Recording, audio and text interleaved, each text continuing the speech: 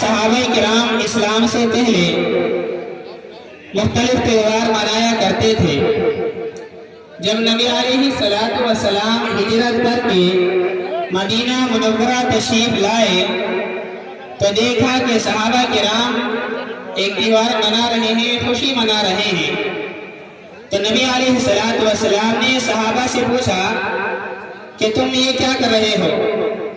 تو صحابہ نے جواب دیا کہ ہم زمانہ جاہلیت سے سال میں 2 مرتبہ تہوار مناتے ہیں۔ نبی علیہ السلام نے فرمایا کہ قربانی کے دنوں میں ابن آدم کا سب سے افضل عمل اللہ کی بارگاہ میں خون بہانا ہے، قربانی کرنا ہے۔ نبی علیہ السلام نے صحابہ کو جب قربانی کا حکم دیا تو صحابہ نے پوچھا ما هذه الاضاحی یا رسول اللہ، کہ اللہ کے رسول یہ قربانی کیا ہے؟ یہ قربانی کی ابتدا کہاں سے ہوئی ہے؟ یہ ہم قربانی کیوں مناتے ہیں؟ یہ قربانی کیوں کرتے ہیں؟ تو نبی علیہ السلام نے فرمایا سنت ابیکم ابراہیم، تمہارے باپ ابراہیم کی سنت ہے۔ حضرت ابراہیم علیہ السلام نے اس قربانی کو ادا کیا ہے، اللہ کے نام پر اپنے بیٹے کو قربان کرنے کی کوشش کی ہے۔ اللہ تبارک و تعالیٰ نے جنت سے فدیے میں دمبا بھیجا ہے اور آنے والی امتوں کے لیے لازم کر دیا ہے کہ وہ بھی ہر سال حضرت ابراہیم علیہ السلام کی اس یاد کو منائیں اور اللہ کے نام پر عید کے دنوں میں قربانی کریں۔ تو جب سے مسلمان قربانی کرتے چلے آ رہے ہیں، حضرت ابراہیم علیہ السلام نے ایسی قربانی پیش کی ہے، ایسے اللہ کی یاد میں اور اللہ کے حکم پر ایسی قربانیاں پیش کی ہیں کہ جن کو سن کر کے روح کانپنے لگتی ہے۔ آج مادیت کے دور میں اس کا تصور بھی محال ہے کہ ایک باپ اپنے بیٹے کو کیسے ذبح کر سکتا ہے۔ ایک باپ اپنے چہیتے بیٹے کو، ایسے بیٹے کو جس کو اس نے آرزوؤں سے، تمناؤں سے بڑھاپے کی عمر میں مانگا ہو، ایسے بیٹے کو وہ کیسے قربان کر سکتا ہے؟ آج مادیت کی دنیا میں اس کا تصور بھی محال ہے۔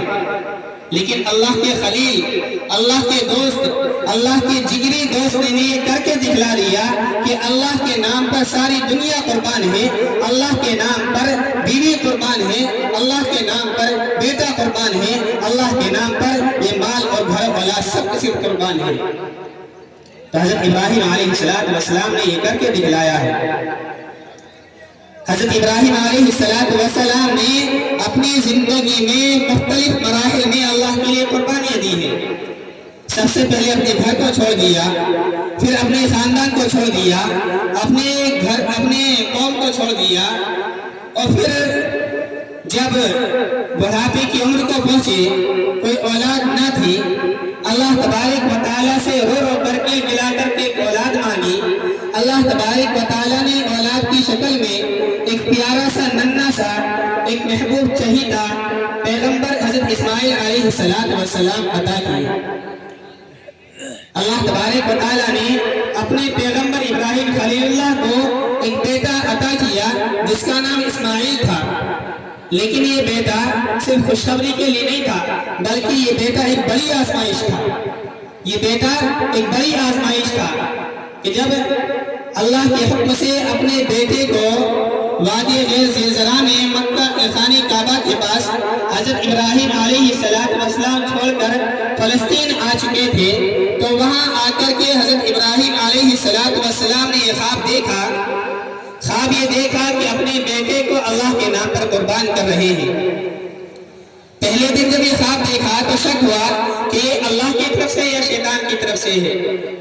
پھر اگلی رات میں دوبارہ خواب دیکھا تو پہچان گئے کہ یہ اللہ کی طرف سے ہے۔ پھر تیسری مرتبہ پھر خواب دیکھا تو پہچان گئے کہ واقعی اس سے میرے بیٹے کی قربانی مانگی جا رہی ہے۔ حضرت ابراہیم علیہ السلام نے اپنی اہلیہ حضرت سارہ سے اس بارے میں مشورہ کیا کہ میں لگاتار 3 دن سے یہ خواب دیکھ رہا ہوں کہ میں اللہ کے حکم پر اپنے بیٹے کو قربان کر رہا ہوں، مجھے اس بارے میں کیا کرنا چاہیے؟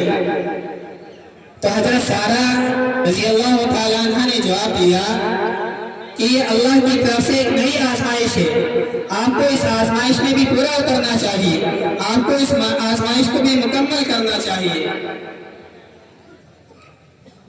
چنانچہ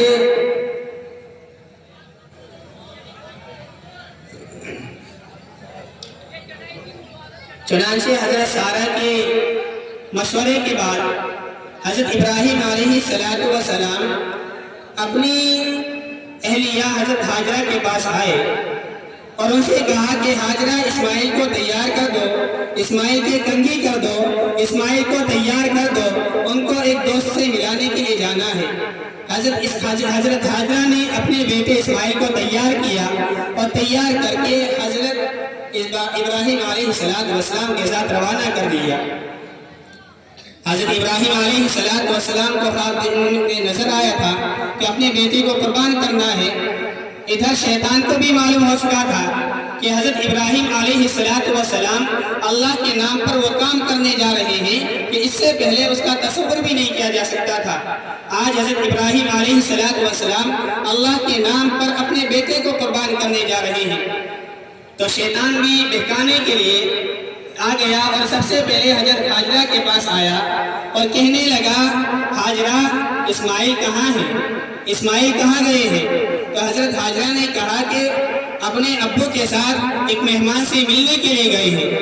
تو شیطان کہنے لگا، بڑھیا کی شکل میں آیا تھا کہ وہ کسی مہمان سے ملنے کے لیے نہیں گئی ہے، بلکہ ابراہیم اپنے بیٹے کو قربان کرنے کے لیے، ذبح کرنے کے لیے، اپنے ہاتھ سے ذبح کرنے کے لیے جنگل میں لے گئے ہیں۔ تو حضرت ہاجرہ کہنے لگی، کیا کوئی باپ ہی اپنے بیٹے کو ذبح کر سکتا ہے؟ تو پھر شیطان کو اصلیت بتانی پڑی اور کہا کہ واقعی وہ اللہ کے نام پر اپنے بیٹے کو ذبح کرنے کے لیے گئے ہیں، یہ اللہ کا حکم تھا۔ حضرت ہاجرہ نے جب یہ سنا تو کہنے لگے، اگر اللہ کا حکم ہے تو میری مال اور میری جان اور میری اولاد سب اللہ کے حکم پر قربان ہے، تو شیطان ہے یہاں سے مردود ہو جائے، یہاں سے چلا جا، مجھے اس بات کا کوئی غم نہیں ہے۔ چنانچہ وہ پھر بوڑھے کی شکل میں حضرت ابراہیم علیہ السلام کے پاس آیا اور کہنے لگا، ابراہیم اپنے ہاتھ سے اپنے بیٹے کو ذبح کرنے جا رہے ہو، ایسا کون کرتا ہے؟ حضرت ابراہیم بھی فوراً سمجھ گئے کہ شیطان ہے اور اس پر لعنت کی اور دھتکارا اور کہا، چل دفع ہو جا، اور اس کے کنکری ماری وہ دفع ہو گیا۔ پھر ایک چھوٹے بچے کی شکل میں حضرت اسماعیل علیہ السلام کے پاس آیا اور کہنے لگا، اسماعیل، میاں اسماعیل کہاں جا رہے ہو؟ حضرت اسماعیل نے کہا کہ اپنے ابو کے ساتھ ایک مہمان سے ملنے کے لیے جا رہا ہوں۔ تو کہنے لگا کہ وہ مہمان سے ملنے کے لیے نہیں جا رہے ہو، بلکہ تمہارے ابو اللہ کے نام پر تمہیں قربان کرنے کے لیے جا رہے ہیں۔ جب بیٹے نے یہ بات سنی، سعادت مند بیٹا تھا، نبی کا بیٹا تھا، نبی کی پرورش میں پلا بڑھا تھا، تو فوراً کہنے لگا کہ اگر اللہ کا حکم ہے تو میں اس کے لیے تیار ہوں۔ بہرحال حضرت ابراہیم علیہ السلام اپنے بیٹے اسماعیل کو لے کر کے میدان مینا میں پہنچے اور اپنے بیٹے کو بتلا دیا، یا بنی انی ارا فی المنام انی اذبحک فانظر ماذا تری، کہ اے پیارے بیٹے، اے میرے لختے جگر، میں نے خواب میں دیکھا ہے کہ میں تجھ کو اللہ کے نام پر قربان کر رہا ہوں، فانظر ماذا تری، تو بتلائیے آپ کی کیا رائے ہے، بتائیے تیرا کیا مشورہ ہے۔ تو بیٹے نے کہا، قال یا ابت افعل ما تؤمر، کہ ابا جان جو آپ کو حکم دیا جائے، اللہ کی طرف سے جو حکم ربی ملے آپ اس کو کر گزریے، ستجدنی انشاءاللہ من الصابرین، کہ انشاءاللہ آپ اس کو صبر کرنے والوں میں پائیں گے۔